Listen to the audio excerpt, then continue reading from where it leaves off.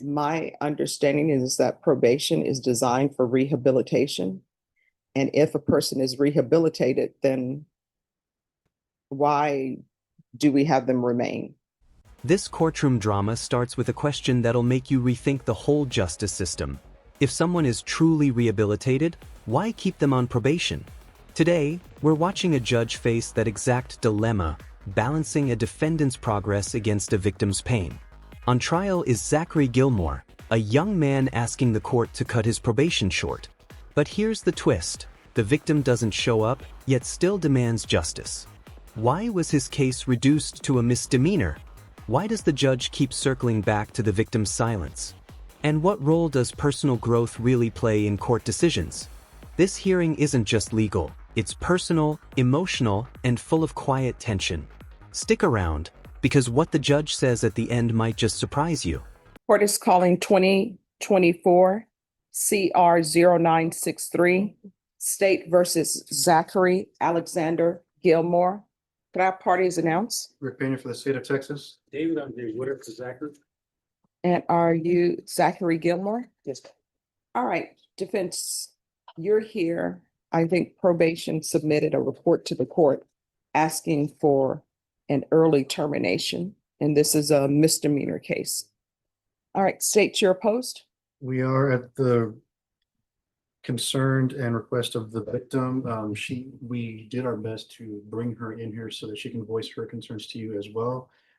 And we let her know that Zoom would also be an option. She didn't want to do either of those. She just wanted us on her behalf to voice her concerns to you, that she's not okay with the defendant being released early from his probation, that in her mind, justice on her behalf would be for him to serve the full 2 years of his probation. Right away, this case hits a moral crossroads.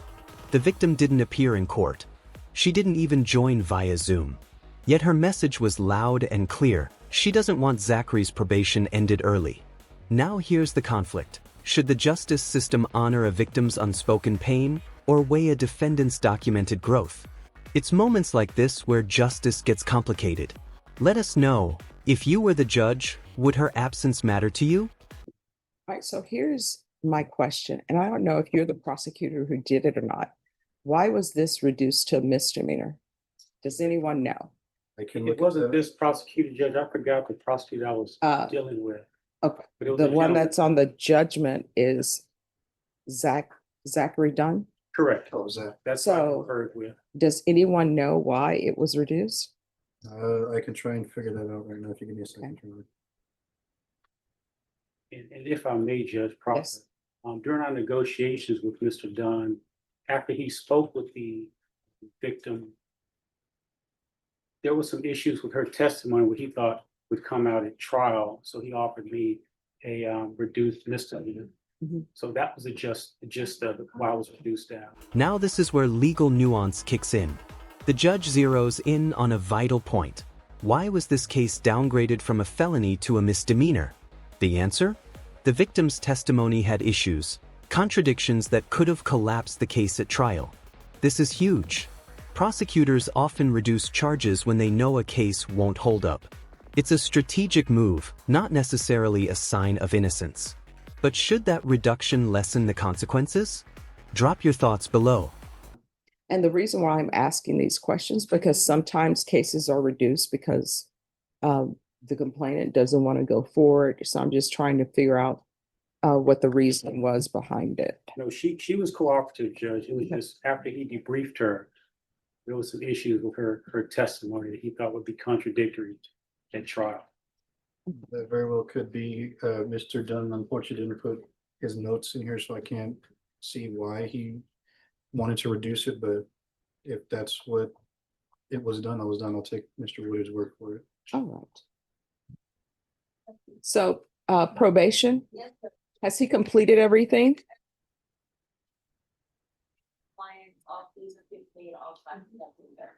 All right. And has he had any contact with the complainant? Not that the state's aware of either. Have any notations or anything that anyone gets called about him or anything? All right. Do you want to raise your right hand for me, please? Do you solemnly swear or affirm the testimony you give will be the truth and nothing but the truth, so help you God? Yes, ma'am. All right, you can lower your hand, state your name for the record. Zachary Gilmore. All right, what have you learned? What I've learned is the main thing is to trust more in my family and parents. I don't know if it was just youth or being hard-headed, but when this relationship was tumultuous, instead of going to them and seeking help, I decided to remain silent, and it escalated from there. What do you mean you decided to remain silent? What are you talking about? When we would be argumentative, have huge fights, get thrown out of the house, I would just essentially just suck it up, not say anything to anybody. Zachary starts opening up, and here's where things get real. He talks about silence, pride, and avoiding help during a toxic relationship. This isn't just courtroom filler. It's key to the judge's decision. When defendants own their mistakes and show introspection, judges listen. But be honest, do you think this reflection is sincere or just strategic? Comment below. We want to know what you see in his words. I didn't want to reach out for the help that was needed. And I clearly know now that I should have reached out to my parents. They have a wealth of knowledge. They could have helped, whether that be mending the relationship, making it stronger, or telling me I should have gotten out of it. Then through Miss Kathy, the BIP course that I did take, she kind of broke down why therapies are don't have to be stigmatized for men. So I've looked into therapies like BetterHelp, and then clearly I don't want to be in the situation again, which is probably the biggest thing. I mean, it's quite scary, taking away your freedoms and stuff like that. So I never want to be in the situation. All right, so according to the police reports, you were intoxicated. How have you addressed that issue? We were celebrating. I believe Miss Bueno had gotten a promotion. That's not something that is normal for me. I don't feel like I have any drinking issues. Now, of course, that's besides the point because I was intoxicated. Everybody was intoxicated. It's certainly something that I take into account now, drinking alcohol, of course, being on probation, staying away from it. But moving forward, it's not something that's needed. I mean, it's literally a poison. So just staying away from it is the way. This is a tricky line to walk. Zachary admits he was intoxicated during the incident, but denies having a drinking problem. Instead, he says the night was a celebration gone wrong. But let's be clear, alcohol plus conflict equals volatile situations, and courts don't take that lightly. His acknowledgement that alcohol is a poison might sound profound, but is it enough accountability? Would you give him a second chance? I've addressed it thus far and moving forward. All right, when's the last time you drank alcohol? That night. And have you had any contact with the complainant? No, ma'am. Any contact with her family? No, ma'am. All right. Just one more thing, if I might, I forgot Yes. to make one more point that the victim wanted me to mention was that the defendant hasn't even been on probation for a full year. She just wasn't okay with that.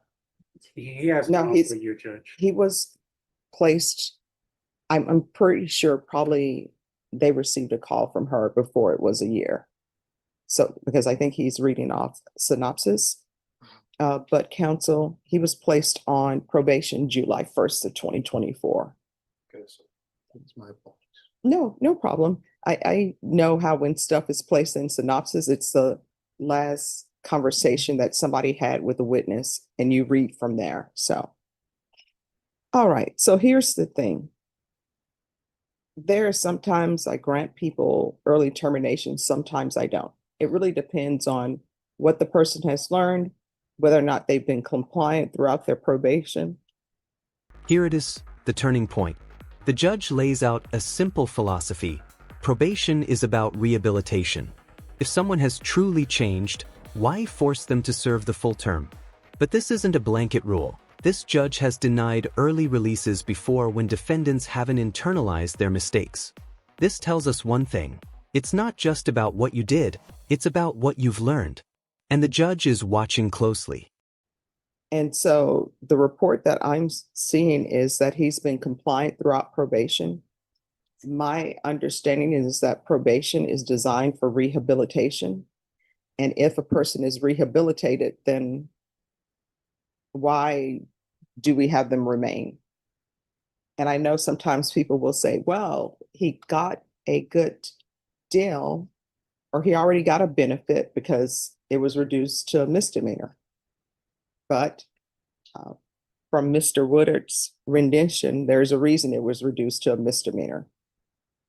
And if he's being told that, hey, this is a happy medium for everyone because there are some issues with the complaint, there will be issues with the complainant's testimony, then for the court, that's the reason that I'm being presented why it was reduced from a misdemeanor. So I know sometimes people will argue they've received the benefit by having it reduced to a misdemeanor, so they should do the whole 2 years. There have been some people in this court that have been placed on misdemeanor probation where I said, no, you're going to remain on probation. And usually it's because I don't think they've internalized what has happened. And I don't think they understand or accept their responsibility and how they came to be in the situation that they're in. In this case, it appears that Mr. Gilmore has accepted responsibility for his actions. And I know that when you are in therapy, not that I've been in therapy for domestic violence, but I have gone to see how the classes are enacted. And I know that when you receive the BIP course, they don't just talk about your actions as far as the physical abuse that you place upon somewhere else. They talk to you about relationships. They talk to you about healthy relationships and what is a healthy relationship. The judge makes her decision, and it's layered with wisdom. Early termination is granted. But because Zachary didn't just complete his courses, he internalized them. The court believes he understands what led him here and how to avoid it again. But the judge doesn't let him off clean. This is still an affirmative finding of family violence. That's permanent. No weapons, no erasing this from his record. It's forgiveness with accountability, and that's a powerful balance. And I do know that sometimes when men are abused, they don't want to talk about it because their whole thing is, but I'm a man. I shouldn't be abused by a woman emotionally, physically, or any type of way. So I understand that. So I hope that you continue with your therapy. I'm going to grant the motion for early termination that's been presented to the court by probation. Probation has stated that you have completed everything. You've internalized everything.